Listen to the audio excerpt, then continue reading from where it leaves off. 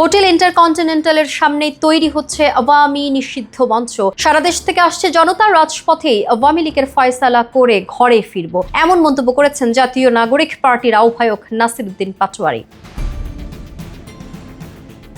তিনি বলেন, আমরা বিএনপি, জামায়াত, এনসিপি বুঝি না।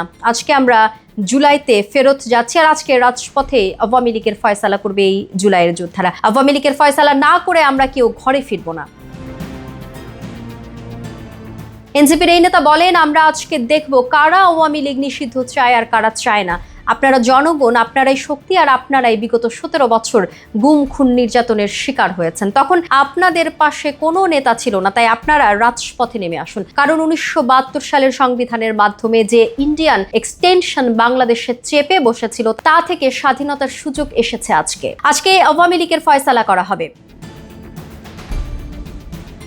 ইন্টারকন্টিনেন্টালের সামনে তৈরি হওয়া মঞ্চে দলমত নির্বিশেষে সবাইকে ঐক্যবদ্ধভাবে অংশগ্রহণের আহ্বান জানান এনসিপির এই নেতা। জুমার পর সকলে একসাথে মিছিল নিয়ে আওয়ামী নিষিদ্ধ মঞ্চে যোগ দিবেন বলেও জানান তিনি।